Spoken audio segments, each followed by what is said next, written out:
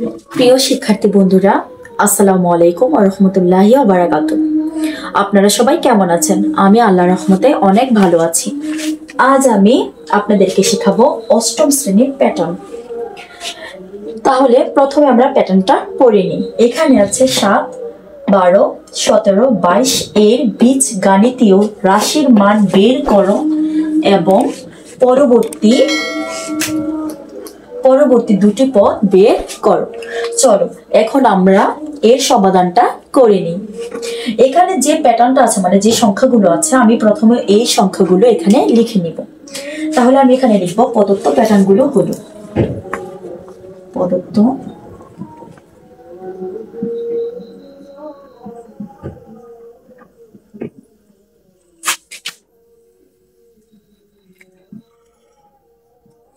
এখানে আছে ৭, আমি এখানে ৭ লিখব, তারপর ১২, তারপর আছে ১৭, তারপর আছে ২২। তারপরে এই দ্বিতীয় লাইনে আমি এখানে পার্থক্য নির্ণয় করব। এখানে আমি লিখব পার্থক্য।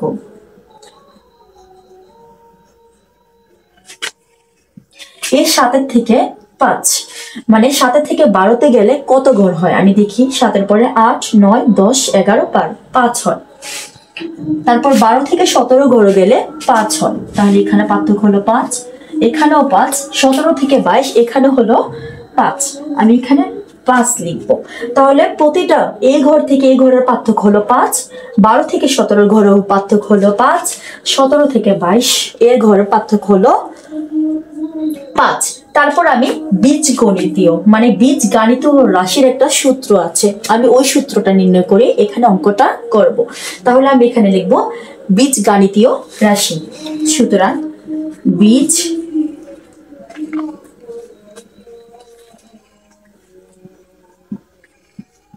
বীজগাণিতীয়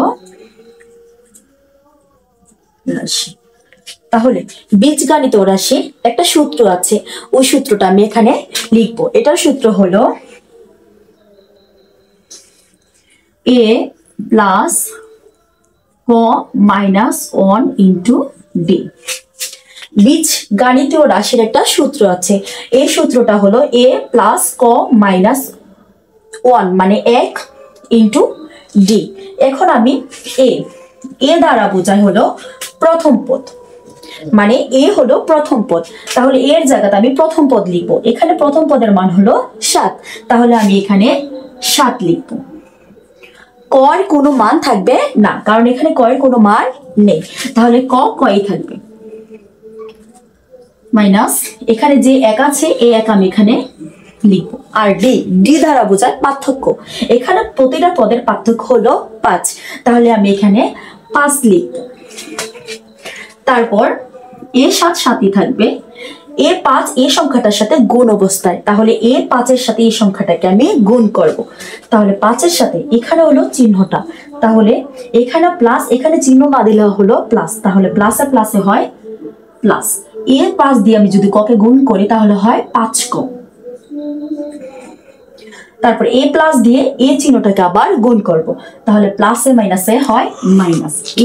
এ ৫টা দিয়ে প্রতি সবটা সংখ্যা গুণ করতে হবে, তাহলে প্রথম যদি এটা দিয়ে এটা গুণ করে তাহলে হয় ৫ ক, আবার এটা দিয়ে যদি এই ১ কে গুণ করে তাহলে হয় ৫ কে ৫।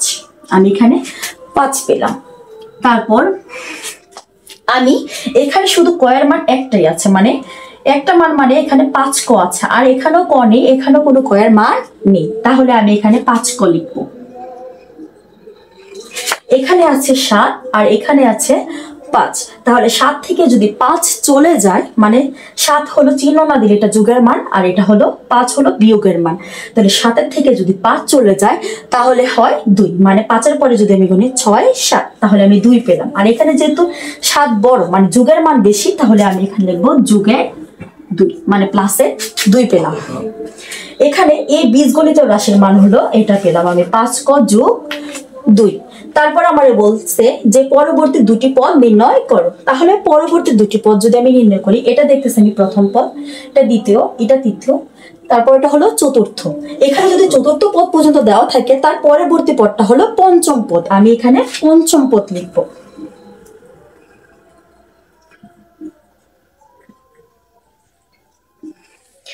তারপর পঞ্চম পদ যদি আমি নির্ণয় করি, এখানে যে মানটা পেলাম আমি বীজগণিত রাশির যে মানটা পেলাম এই মানটা আমি এখানে বসাবো।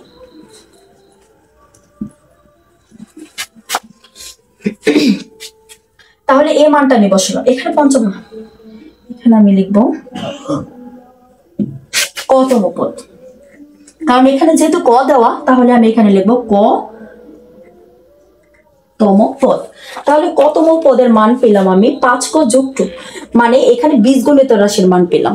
তারপরে এটা যেহেতু প্রথম দ্বিতীয় তৃতীয় চতুর্থ, মানে এর পরবর্তী মানটা হলো পঞ্চম পদ, তাহলে আমি এখানে লিখবো পঞ্চম পদ।